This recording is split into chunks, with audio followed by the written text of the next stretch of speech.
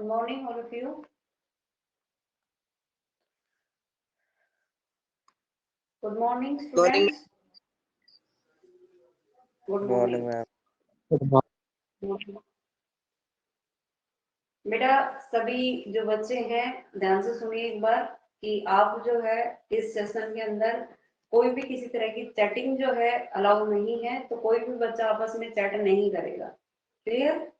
इसके अलावा जो है बहुत ही बच्चे जो है एब्सेंटीज चल रहे हैं, इसके अंदर प्रेजेंटेशन बहुत ही कम है, तो जो भी आपके फ्रेंड वगैरह हैं उनको आप ये मैसेज जो है कन्वे कर दीजिए कि ये जो क्लासेस हैं इनको अटेंड करना बहुत जरूरी है। आप लोगों के लिए ही ये क्लासेस जो है वो प्रिपेयर की जा रही हैं, तो आप ये क्लासेस जो है वो सभी बच्चे रेगुलरली इनको अटेंड करें। ठीक है बेटा? तो सभी जो है इसको रिसीव करें।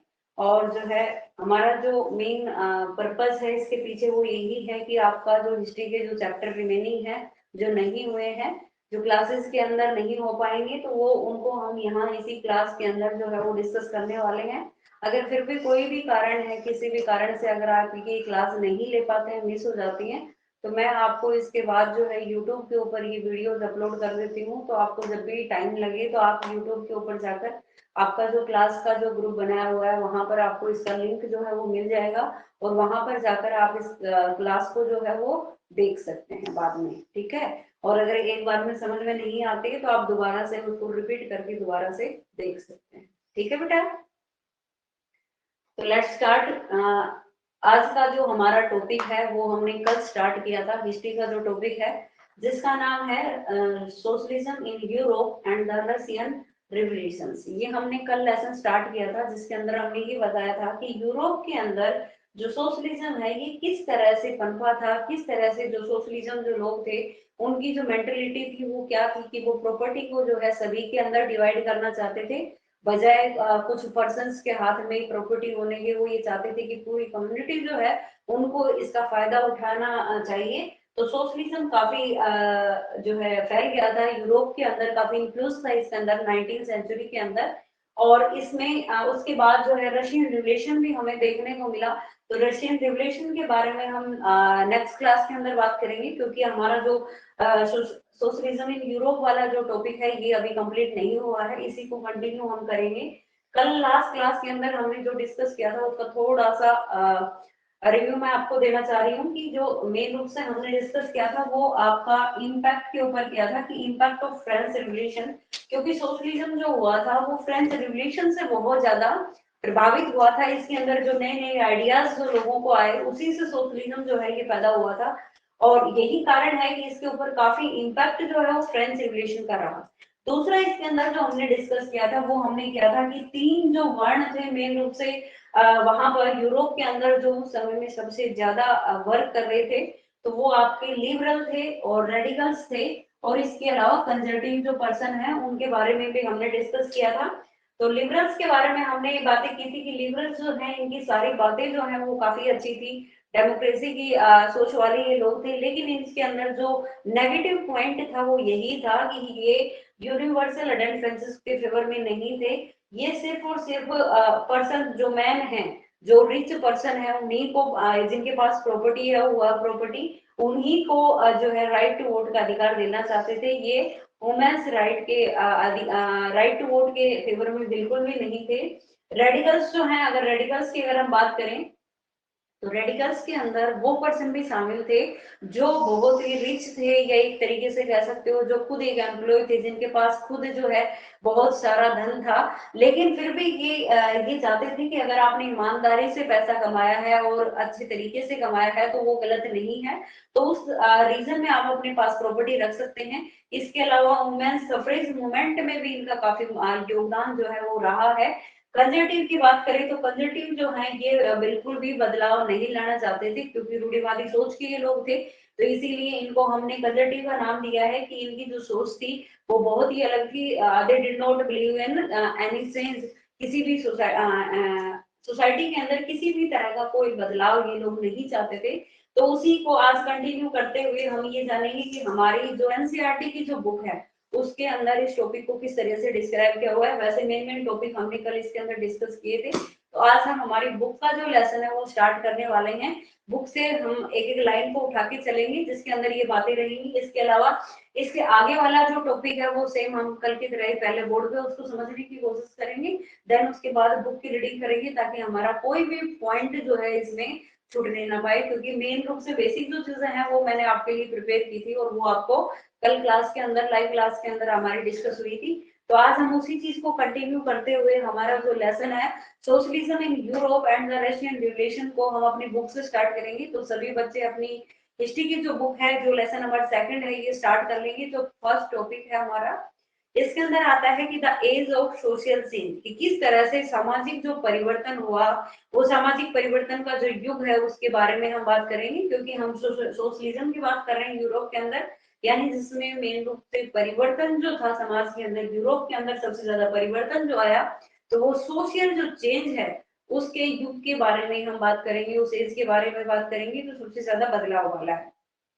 तो देखिए बेटा, in the previous chapter you read about the powerful ideas of freedom and equality. Last chapter के अंदर जो हमारा फ्रेंच रिवोल्यूशन वाला जो लेसन था, इस लेसन में हमने डिस्कस किया था कि किस तरह से जो पावरफुल आइडियाज आए थे जो फ्रीडम से रिलेटेड थे या इक्वालिटी को लेकर थे, दैट सर्कुलेटेड इन यूरोप, जो यूरोप के अंदर उस समय में काफी सर्कुलेट हो रहे थे आफ्टर द फ्रेंच रिवोल्यूशन। कब की बात कर रहे हैं हम? फ्रेंच रिवोल्यूशन की बात कर रहे हैं कि फ्रेंच रिवोल्यूशंस के बाद क्या क्या आइडियाज जो है इक्वलिटी को लेकर या फ्रीडम को लेकर जो उस समय में क्रिएट हुए थे, उन आइडियाज की हम बात कर रहे हैं। तो आगे देखिए इसके अंदर क्या बताया गया है कि the French revolution opened up the possibility of creating a dramatic change in the way in which society was structured. यानी फ्रेंच रिवोल्यूशन ने वो पॉसिबिलिटी जो है क्रिएट कर दी थी जिसकी वजह से काफी ड्रामेटिक जो चेंज है वो हमारी सोसाइटी के अंदर देखने को मिले। और as you have read before the 18th century, जैसा हमने पहले पढ़ा कि 18वीं शताब्दी से पहले जो समय था हमारा, as was broadly divide into state, वो किस में डिवाइड था? वो हमारे 3 स्टेट्स के अंदर डिवाइड था। वो 3 स्टेट क्या थे भाई? जिसमें हमारा फर्स्ट जो स्टेट था, फर्स्ट जो स्टेट था हमारा, वो फर्स्ट स्टेट जो था वो क्या था जिसमें हमने शामिल किया था?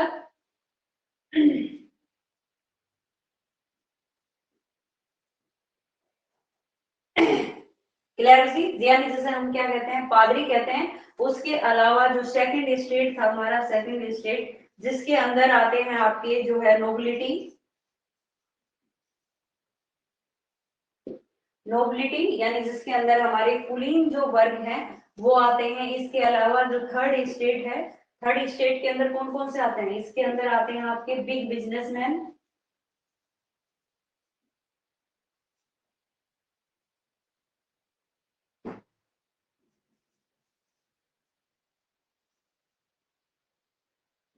या इसके अलावा मर्चेंट्स, स्मॉल फार्मर्स। ठीक है, ये जो है ये किसके अंदर आते हैं? आपके थर्ड स्टेट के अंदर आते हैं। ठीक है बेटा, तो इस तरह से हमारा जो यूरोप था उसके अंदर 3 स्टेट के अंदर डिवाइड था, जिसमें पहले में पादरी आते हैं, सेकंड आपका जो है कुलीन वर्ग जिसके अंदर आता है, नोबिलिटी जो है, थर्ड के अंदर जो बड़े बिजनेसमैन है या मर्चेंट्स वगैरह हैं या स्मॉल फार्मर्स हैं। इसके अलावा लैंडलेस लेबर्स जो है या वर्कर हैं, पीसेंट हैं, वो इसके अंदर आते हैं। या फिर हमारे कोर्ट ऑफिशियल्स जो हैं वो भी इसके थर्ड स्टेट के अंदर ही आते हैं। लॉयर आते हैं, पीसेंट वगैरह आते हैं। ठीक है बेटा, तो ये 3 स्टेट जो है उस समय में यूरोप के अंदर थे। तो इनके बारे में हमने फ्रेंच रिवोल्यूशन के अंदर पढ़ा था कि फ्रेंच रिवोल्यूशन में रूप से जो थर्ड स्टेट था वो ही जो है सबसे ज्यादा प्रभावित था, और उसी ने जो है रिवोल्यूशन किया था। फर्स्ट और सेकंड जो थे उनको काफी सारे जो है विशेष अधिकार प्रिविलेज जो है इसके अंदर दी गई थी, इसीलिए ये लोग जो है ज्यादा खिलाफ उनके नहीं थे। तो 3 स्टेट के बारे में हम बात कर रहे थे कि जो 18th सेंचुरी है उसके अंदर मेन रूप से 3 स्टेट के अंदर जो है डिवाइड था, and order and it was aristocracy and church which control economic and social power. यानी वो कुलीन वर्ग और जो चर्च है जो इसके अंदर शामिल थे, ये हमारी इकोनॉमिक और जो सोशल पावर है उसको कंट्रोल में रखते थे। सडनली आफ्टर द रिवोल्यूशन, यानी अचानक से ऐसा क्या हुआ कि अचानक से रिवोल्यूशन के बाद जो है it seem possible to change this, यानी ये लगा कि भाई इस जो ये व्यवस्था जो चली आ रही है इसके अंदर हम बदलाव ला सकते हैं, एक नया जो ग्रुप है वो जो है क्रिएट कर सकते हैं in many parts of world include Europe and Asia, यानी जिसमें दुनिया के बहुत सारे जो पार्ट हैं वो इसके अंदर शामिल थे, जिसमें आपका यूरोप भी आता है, एशिया भी आता है। New ideas about individual right, यानी किसी भी व्यक्तिगत जो अधिकार हैं उन अधिकारों को लेकर नए नए जो आइडियाज थे वो उस समय में क्रिएट हुए। And who control social power began to be discuss, और किस तरह से जो इंडिविजुअल राइट्स हैं उनको किसी यानी कुछ एक व्यक्ति हैं जिन्होंने इस पावर को जो है कंट्रोल किया हुआ है स्टार्टिंग से अपने अंदर ही, वो सब डिस्कस हुआ। इन इंडिया, भारत की अगर हम बात करें तो भारत के अंदर राजा राम मोहन राय, राजा राम मोहन राय जो एक सोशल रिफॉर्मर रही हैं जिनके बारे में कल भी हमने डिस्कस किया था। And Derozio talked of significance of French revolution, यानी ये इन दोनों ने ही जो फ्रेंच रिवोल्यूशन हुई थी उसके महत्व के बारे में बताया है कि उसके महत्व का उल्लेख किया है। And many other debated the ideas of post revolutionary Europe, यानी उस समय में काफी जो रिवोल्यूशनरी हुई थी, क्रांतिकारी जो गतिविधियां हुई थी, तो उसमें काफी सारे लोग जो है इसके अंदर कूद पड़े थे उसमें बहस करने के लिए। और the development in the colonies, colonies का जो विकास हुआ था, डेवलपमेंट हुआ था in term reshaped this idea of social change, यानी इनको एक नया से दोबारा से एक नई सेप जो है वो दी गई सोशल चेंजेस को, जो डेवलपमेंट कॉलोनीज के अंदर हुआ था उसे एक नई सेप देके जो है सोशल चेंज जो है उसका आइडिया क्रिएट हुआ। Not every one in Europe, सिर्फ अगर हम यूरोप की बात करें तो सिर्फ यूरोप के अंदर ही नहीं, however wanted A complete transformation in society, यानी हमारा जो समाज था उस समय में उसमें काफी सारा जो बदलाव है वो हमें कंप्लीट बदलाव जो है वो देखने को मिला, ट्रांसफॉर्मेशन जो है ट्रांसफॉर्मेशन जो है वो देखने को मिला। उसके बाद आता है कि response varied from those who accepted that some changes, यानी जो रिस्पॉन्स था वो बिल्कुल अलग अलग था, सभी लोगों का जो रिस्पॉन्स था वो अलग अलग था।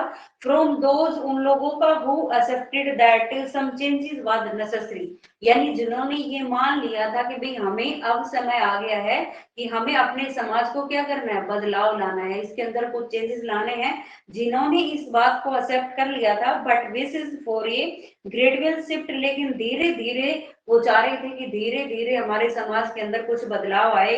to those who wanted to restructure society radically, या कुछ लोग ऐसे भी थे जो चाहते थे कि हमारे समाज का जो है दोबारा से पुनर्गठन जो है वो हो, रिस्ट्रक्चर जो है इसका दोबारा से हो तेजी से। सम वर, इनमें से कुछ जो लोग थे वो कौन से थे, वो कुछ लोग जो थे वो कंजर्वेटिव टाइप के लोग थे, कुछ रेडिकल्स थे और कुछ जो थे वो लिबरल्स थे, जो जब सबकी जो सोच थी वो अलग अलग थी। तो what did this term really means, अब इस टर्म का क्या मतलब जो है वो निकलता है in the context of the time, यानी उस समय के संदर्भ में अगर हम बात करें तो वो अलग अलग जो मीन्स है वो इसका निकल के सामने आता है। What separate this stands of policies, यानी कौन सी चीज है जो इन पॉलिसीज को इनसे अलग करती है। And what link them together, और कौन सी चीज है जो इन दोनों के बीच में लिंक जो है वो स्थापित करती है।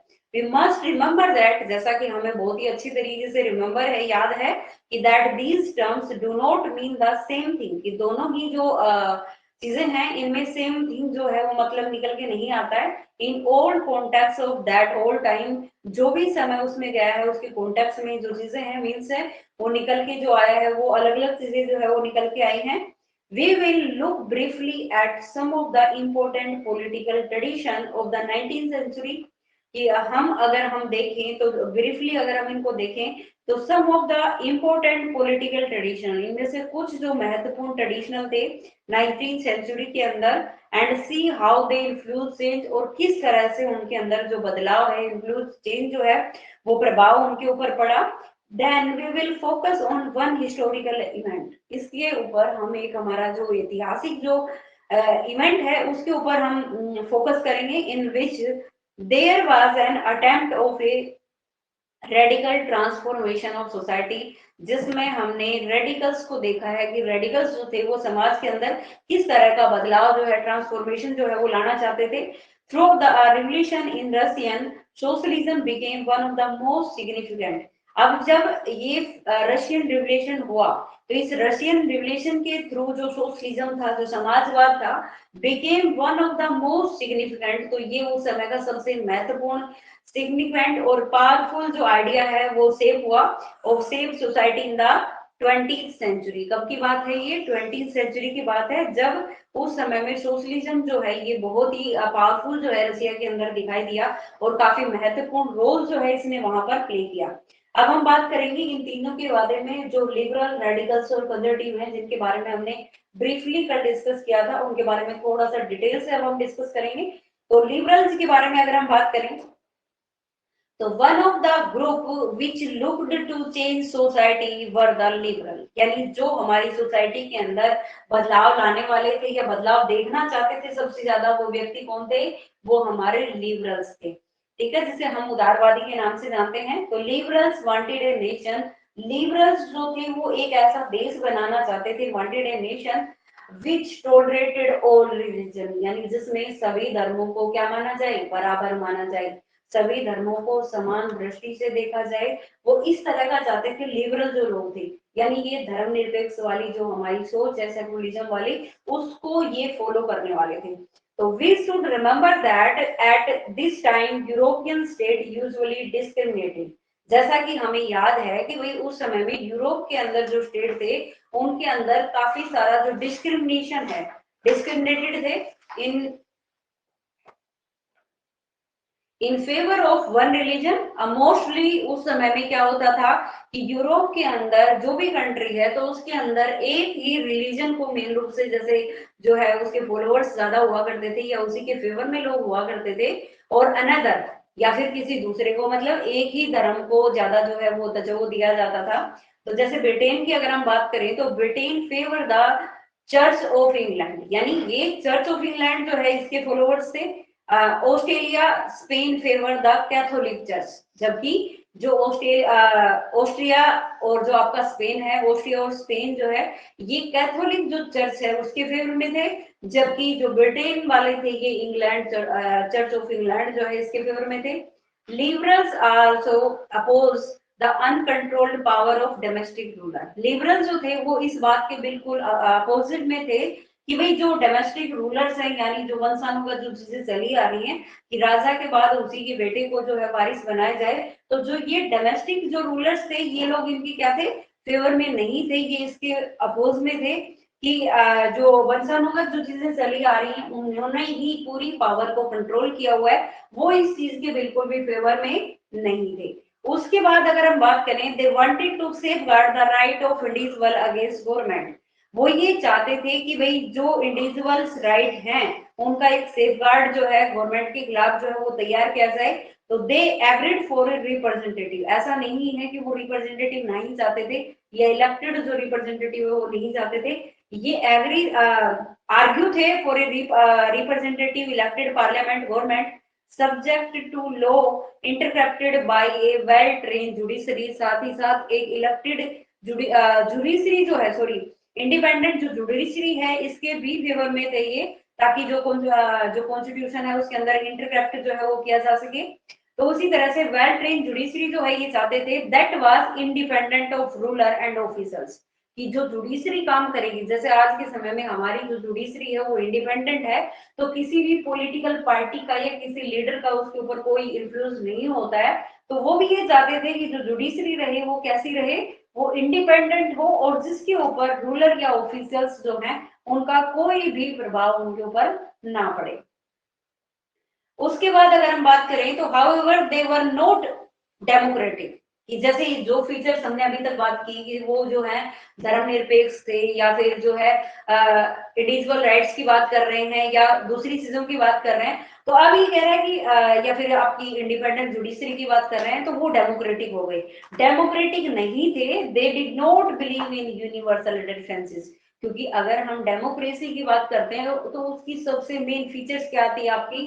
यूनिवर्सल डिफरेंसेस, यानी जिसमें सभी को मत डालने का यानी वोट डालने का, राइट टू वोट का जो अधिकार है वो सभी को दिया जाता है, जबकि ये इसके फेवर में बिल्कुल भी नहीं थे। That is the right of every citizen to vote, जिसका मतलब होता है कि हर एक नागरिकों को वोट डालने का अधिकार दिया जाए। तो they felt man of property mainly should have the vote. अब इनका क्या मानना है कि जिन लोगों के पास प्रॉपर्टी है सिर्फ उन्हीं लोगों को जो है राइट टू वोट का अधिकार दिया जाए, और they also did not want the vote for womens. बिल्कुल भी औरतों के वोटिंग के जो है अधिकार के बिल्कुल ही खिलाफ थे, ये नहीं चाहते थे कि वुमेन्स जो है उनको राइट टू वोट का अधिकार दिया जाए। तो ये इनका सबसे नेगेटिव पॉइंट रहा है। उसके बाद हम बात करेंगे, in contract, radicals wanted a nation in which government was based on the majority of a country's population। अब हम इसके बात करेंगे लिबरल्स के बिल्कुल अगेंस्ट जो रेडिकल्स हैं। रेडिकल्स क्या चाहते हैं, ये एक ऐसा देश बनाना चाहते थे, wanted a nation in which government was based on the majority of countries population, की कंट्री की जो पॉपुलेशन है उसकी मेजोरिटी के ऊपर जो है मेन रूप से बेस्ड हो गवर्नमेंट। और मैंने सपोर्टेड वुमेन्स सफरेज मूवमेंट, और इन्होंने हमेशा औरतों के जो भी अधिकार है, मताधिकार है, महिलाओं के जो मताधिकार मूवमेंट है उनको इन्होंने इंक्रेज किया, उसी का इन्होंने समर्थन किया, उनको सपोर्ट किया। जबकि देखिए ये लिबरल जो है ये महिलाओं के वोट डालने के अधिकार के बिल्कुल खिलाफ है, ये नहीं चाहते कि इनको किसी तरह का ऐसा राइट दिया जाए। जबकि रेडिकल्स जो हैं ये चाहते थे कि महिलाओं को सफरेज मूवमेंट जो है इसको सपोर्ट किया जाए। ठीक है, उसके बाद आता है आपका unlike liberals they oppose the privilege of great land owner. यानी अब हम बात कर रहे हैं कि ये उन्हीं की तरह, लिबरल्स की तरह अपोजिट थे, किसके, कि हम किसी भी लैंड ओनर को कोई प्रिविलेज दे, कोई विशेष अधिकार दें, या वेल्थी फैक्ट्री ओनर, जो फैक्ट्री ओनर हैं जो बहुत ही पैसे वाले हैं उनको किसी तरह की विशेष रियायतें दी जाएं। ये दोनों ही ऐसी चीजें नहीं चाहते थे रेडिकल्स और लिबरल्स। अब इसमें बताया गया है कि भाई they were not against the existence of private property. अब ये प्राइवेट प्रॉपर्टी के खिलाफ नहीं है, रेडिकल्स जो है ये नहीं चाहते कि भी प्राइवेट प्रॉपर्टी किसी के पास हो ही ना, क्योंकि ये खुद भी क्या थे, कैपिटलिस्ट थे यानी पूंजीपति थे।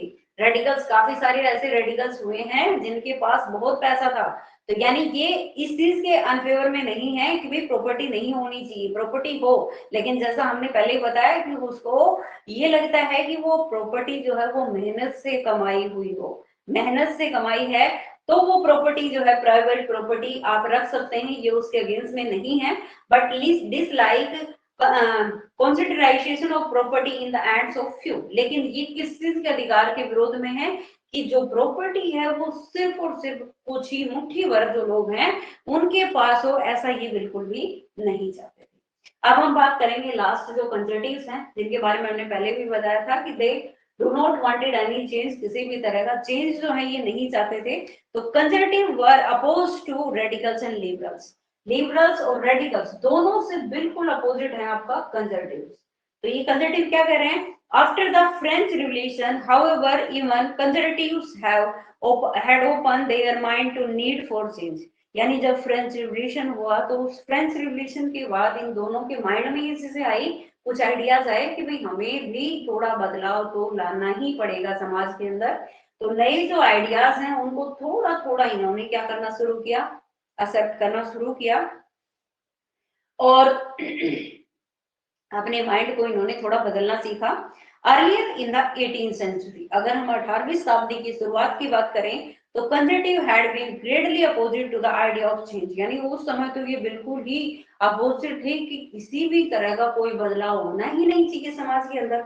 बाय द 19th सेंचुरी, लेकिन जब 19वीं शताब्दी आई तो they accepted that some changes of inevitable, यानी इनमें से कुछ जो चीजें जो जरूरी थी, आवश्यक थी, उन चीजों को इन्होंने एक्सेप्ट किया कि हाँ भाई हमारे समाज के लिए ये चीजें जरूरी हैं और ये जो है इनको हम एक्सेप्ट करते हैं। But believe that the past had not respected, लेकिन ये भी मानते थे कि हमारा जो पास्ट रहा है, प्राचीन समय से हम जिन चीजों को फॉलो करते आ रहे हैं, जैसे राजा है उसके बाद उसी का बेटा रूल कर रहा है, उसके पास जो पावर्स है तो ये चाहते थे कि जो हमारा पुराना जो तंत्र चला आ रहा है, वो पुराना तंत्र जो है वो रहना चाहिए, वो किसी भी हालत में खराब नहीं होना चाहिए, इस चीज के फेवर में थे ये। तो उसकी रिस्पेक्ट करते थे and change had to be brought about through his slow process. और जो बदलाव लाना चाहते थे वो कैसे प्रोसेस में लाना चाहते थे, बिल्कुल स्लो प्रोसेस के अंदर। उसके बाद आता है कि such different differing ideas about social change clash during the social and political turmoil that follow the French revolution. अब कह रहा है कि जो अलग अलग जो आइडियाज थे उस समय में, जो हमारी सामाजिक बदलाव की बात कर रहे हैं, तो वो और पॉलिटिकल जो ट्रिबल्स हैं, इन दोनों के बीच में काफी क्लास वाइज बात को लेकर फ्रेंच रिवॉल्यूशन को फॉलो करने वाले जो थे उसमें, तो the various attempt at revolutions and the national transformation in the 19th century helped define both the limit and potential of some political tendencies। अब ये बताया कि जो अलग अलग जो अटेम्प्ट्स हुए हैं रिवॉल्यूशन को लेकर या नेशनल जो ट्रांसफॉर्मेशन हुआ है 19th सेंचुरी में, ये चीज हेल्प कर रही थी, हेल्प डिफाइन, ये चीज डिफाइन करने में हेल्प कर रही थी क्या, बोथ द लिमिट, कि उनकी लिमिट क्या है, और जो पोटेंशियल है पॉलिटिकल टेंडेंसी के, इन दोनों में ही ये चीज हेल्प कर रही थी डिफाइन करने में। उसके बाद आपका आता है भाई industrial society and social change, जो बहुत ही इंपॉर्टेंट है आपका, यानी किस तरह से जो औद्योगिक समाज था उसके अंदर और सामाजिक जो क्षेत्र था उसके अंदर बदलाव आया, तो इसके बारे में हम बात करेंगे। देख लीजिए एक बार, तो देखिए industrial society and social change,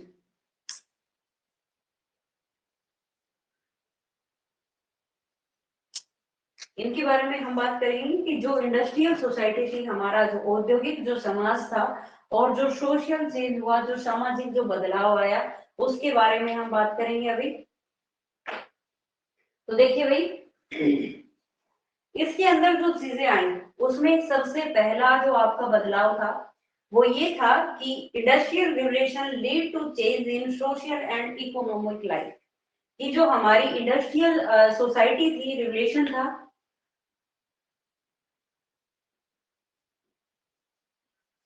industrial revolution, industrial revolutions lead to change,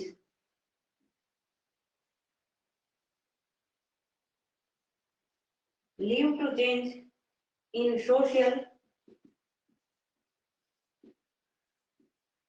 and economic life. कि जो इंडस्ट्रियल रिवोल्यूशन हुआ, जो औद्योगिक जो क्रांति हुई, ये लीड कर रही थी किसमें, बदलाव लाने में, सामाजिक बदलाव और जो हमारा आर्थिक जो जीवन था, इन दोनों के ही अंदर बदलाव जो है वो लाया गया। इसके बाद इसके अंदर आता है कि new cities came up,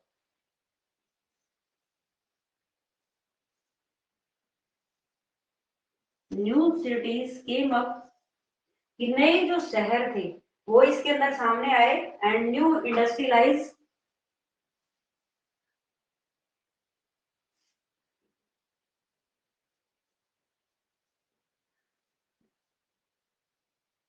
new industrialise regions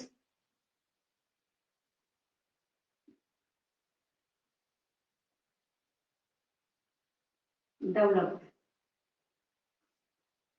कि नए जो शहर थे वो सामने आए, क्योंकि जब इंडस्ट्रियल यानी 18वीं शताब्दी के अंदर इंग्लैंड वगैरह के अंदर जब इंडस्ट्रियल रिवोल्यूशन हुआ, औद्योगिक जो क्रांति आई, तो हर जो शहर है, नए नए शहर जो है वो उस समय में डेवलप किए गए, और जो नई नई इंडस्ट्रीज हैं, वो नए नए इंडस्ट्रियल रीजन जो थे वो काफी डेवलप हुए थे, जिनकी वजह से जो है लोगों को ये लगा कि ये हमें रोजगार देंगे, तो गांव के जो भी वुमेन्स हैं, बड़े हैं, बूढ़े हैं, सभी शहरों की तरफ भाग रहे थे। और जो है इंडस्ट्रीज जो है स्थापित होने से हर शहर के अंदर आपको हर जगह चिमनी चिमनी चिमनी चिमनी, क्योंकि अगर इंडस्ट्रीज लगाएंगे तो चिमनी नजर आएगी, तो हर शहरों के अंदर चिमनी जो है वो वहां पर आपको दिखाई देने लगी। इसके अलावा ट्रांसफॉर्मेशन भी जो है, जो भी फिनिश गुड्स जो तैयार हुए, यानी जो चीजें उन्होंने बनाई, उन चीजों को ट्रांसपोर्ट करने के लिए रेलवे का भी इजाद जो है वो उसी टाइम में हुआ।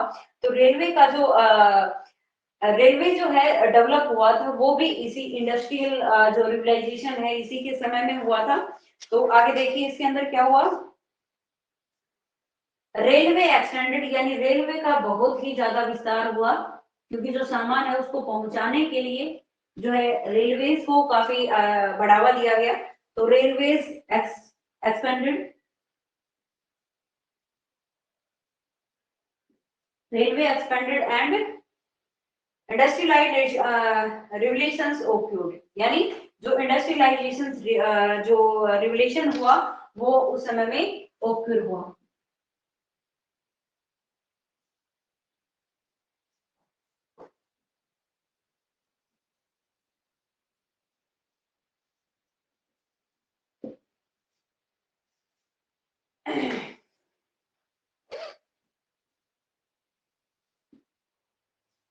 ठीक है।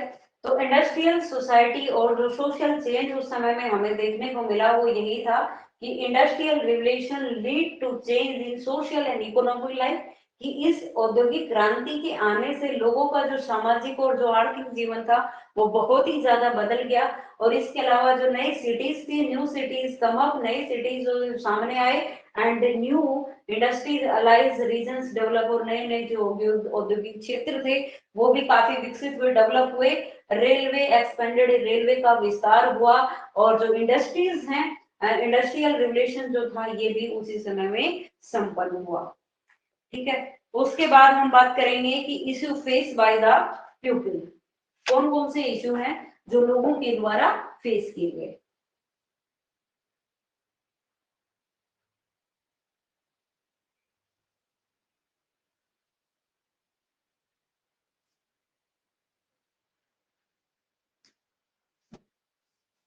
तो देखिए इसके अंदर क्या है आपका,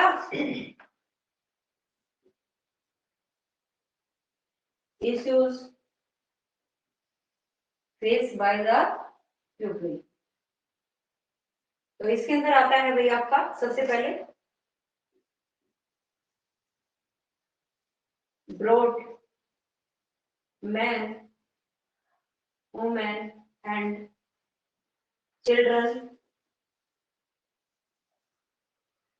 चिल्ड्रन टू फैक्ट्रीज। उसके बाद सेकंड नंबर पे आता है आपका लॉन्ग वर्क आवर्स, यानी काम के जो घंटे हैं वो बहुत ज्यादा थे, एंड पुअर वेज। इसके बाद थर्ड नंबर पे आपका आता है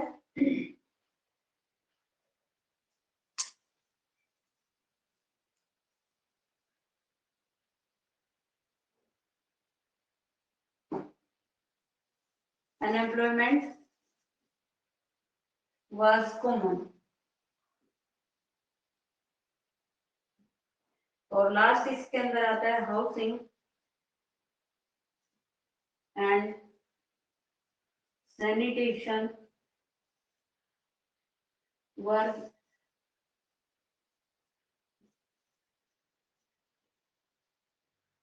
प्रॉब्लम्स। तो इसमें देखिए भाई जो जो इश्यू फेस करने पड़े लोगों को वो कारण क्या है। जैसा हमने अभी अभी डिस्कस किया कि जो इंडस्ट्रियल रिवोल्यूशन हुआ, जो औद्योगिक क्रांति हुई, उस औद्योगिक क्रांति से नए नए शहर जो थे वो डेवलप किए गए, नई नई फैक्ट्रीज बनाए गए, नए नए इंडस्ट्रियल रीजन्स जो है वो डेवलप हुए थे। तो इसी वजह से कुछ इश्यूज से जो लोगों को फेस करने पड़े क्या है कि लोगों को जब ये पता लगा कि शहरों के अंदर नए नए उद्योग जो है वो स्थापित हो रहे हैं, डेवलप हो रहे हैं, तो गांव के जितने भी वर्कर्स थे जिसके अंदर चाहे वो मेंस शामिल हो या वुमेन्स हो या बच्चे हो, चिल्ड्रंस हो, सभी जो है ये कहाँ भागे, ये फैक्ट्रीज की तरफ जो है मूव किया इन्होंने, फैक्ट्रीज की तरफ भागे। किस लिए कि इनको ये लगा कि भाई अब जो है हमें रोजगार जो है वो मिलेगा और हम अपने आप को डेवलप कर पाएंगे। तो इस वजह से ये लोग जो है मेंस वुमेन चिल्ड्रन सभी इसकी तरफ भाग रहे हैं। उसके बाद आता है लॉन्ग वर्क हावर्स, यानी इनका काम करने का जो घंटे थे वो बहुत ही लंबा टाइम इनके लिए रखा गया। और पुअर वेज मतलब इतने घंटे काम करवाने के बाद भी इनको जो मजदूरी दी जाती थी वो बहुत कम दी जाती थी, तो पुअर वेज इनको दिया जा रहा था। अनएम्प्लॉयमेंट वाज कॉमन, बेरोजगारी जो थी ये बढ़ गई थी। हालांकि होना तो ये चाहिए कि भाई फैक्ट्रीज इतनी सारा जो है ओपन हो रही हैं, तो फैक्ट्रीज के ओपन होने से जो है रोजगार जो है वो ज्यादा मिलना चाहिए लोगों को, लेकिन यहाँ पर रोजगार की बजाय जो लोग थे वो अनएम्प्लॉयमेंट ज्यादा बढ़ रहा था। उसके बाद बात करें हाउसिंग की, housing and sanitation were problem, यानी उनका रहने का जो निवास स्थान था शहरों से बाहर ऐसे झुग्गी झुपड़ियों के अंदर वो लोग रहते थे, तो हाउसिंग जो थी वो भी एक प्रॉब्लम थी, और सैनिटेशन यानी जो उनकी साफ सफाई थी वो भी इतनी ज्यादा नहीं थी, साफ सफाई नहीं थी तो डिजीजेस जो थे वो भी बढ़ रही थी। तो ये भी एक प्रमुख कारण रहा है जो मेन इशू जो है लोगों को उस समय में फेस करना पड़ा। तो आज जो है जो हमने इनके बारे में डिस्कस किया है वो अब एक बार बुक के अंदर देख लेते हैं, जो जो पॉइंट हमने आज अभी यहाँ पर पॉइंट पढ़े हैं उनके बारे में ब्रीफली फटाफट एक बार देख लेते हैं कि क्या इनके अंदर बताया गया है। तो देखिए इंडस्ट्रियल सोसाइटी और जो सोशल चेंज है इसके बारे में बताया गया है कि these political trends were sign of a new time, यानी जो एक राजनीतिक जो ट्रेंड आया ये बदलाव का एक इंडिकेशन था कि भाई अब जो है एक बदलाव जो है समाज के अंदर आएगा, और it was a time of profound social and economic change, ये वो समय था जब इस समय में सोशल और इकोनॉमिक चेंज जो है वो बहुत ज्यादा देखने को मिला।